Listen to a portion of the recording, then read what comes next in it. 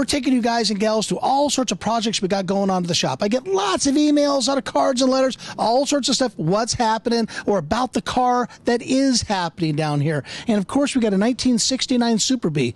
Came in on a trailer, of course. It did not drive in. We didn't strip it down. My buddy Paul went ahead and took a lot of stuff off the car, and then he came up to the decision of saying, this is one heck of a project. And of course, it is one heck of a project. So we got ahead and put special wheels on this so we can actually maneuver it around. And you're going to see some pictures that we took. Estelle's going to put out there of what we're doing to this car and how we got it when it first came in.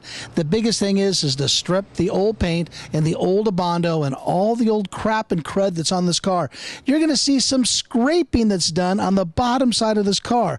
Raul claims, and I do believe him because there were piles of it, we think we got off 25, maybe 30 pounds. Yes, 25 to 30 pounds of crap. Call it tar, call it whatever you want to do, scraping it off the bottom of this car. Now, the only way to really get it off in today's world is heat. We have to use actually burners. We got to use propane type burners to get it off. We can use acetylene. We don't want to get the metal too hot. We don't want to warp anything, but we have to heat this stuff here up to scrape it off the bottom of the car. That's the only way this is going to get done. And with grinders, we have grinding pads, all sorts of different types of abrasive materials to go ahead and take this thing here down to the bare metal. Which you can see, that's the way this car here looks all the way around. And I'll show you some points why we're taking it down that far. We'll get the camera over here and we'll show you what we're talking about. Let's talk Thunderbird. T-Bird is a nickname term for the Thunderbird. The T-Bird was an iconic car that when the minute you saw it, you knew just what it was. And it was the classy, kind of a luxury type sports car. It was a little bit different than what came out in 1953 for the Chevrolet Corvette. These were all V8 cars. For people who want to really drive and use these type of cars, I really admire safety. I say it on the show all the time. No matter what you do, taste is an issue, safety is not. Safety is where it really counts.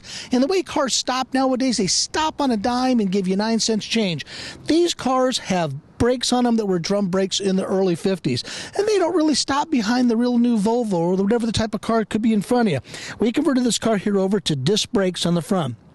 We did the factory package you can get from a company, put disc brakes on it. And the other thing is we wanted to go ahead and do and kind of put a little bit of style to this car here. We got the Torque Thrust D 5-spoke wheels. These are an alloy wheel. I think they look great on the car. Again, it's a taste issue. The wheels are safe and they're way to go, but we have put disc brakes on it. Makes this car here really, really great to drive. I highly recommend it. Now let's talk business and cars. Cars and business kind of go together a lot of times, even for people that are diehard collectors and owners, drivers, users. I like fast ones, slow ones, high ones.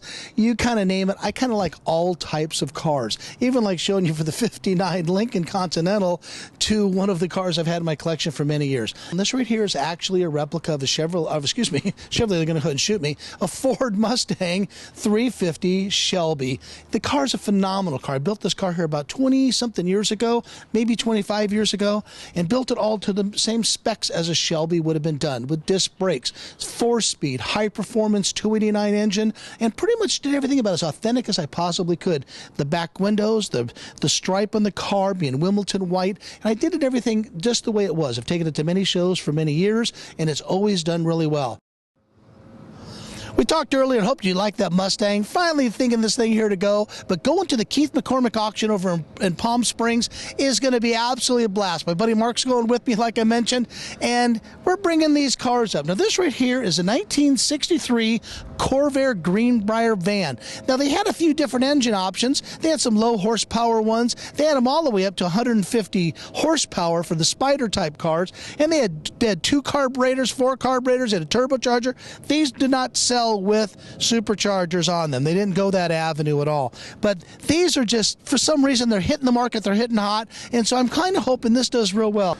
I got to tell you, a car that I think is absolutely cool, and it's, you know, I'm not talking about budget and values like we're on some of the bigger dollar stuff. This car right here, I get more compliments driving this car than any other car that I've had in a long, long time. A 1973 Mercury Montego. I got this car right here from the original owner. My buddy Mark called me up. He heard about the bargain, made a phone call, went over and saw the car. We both wrote a check and put the car through detail. I'm telling you, this is everything on this car is 100% original. The the paint, the bumpers, the tires have been replaced. We put these wheels on the car because we thought that was the look for it. They had 2 of them on here. They were didn't look as good. We put a fresh set of rims on the car. This car here would take you from here to New York and back without no problems whatsoever.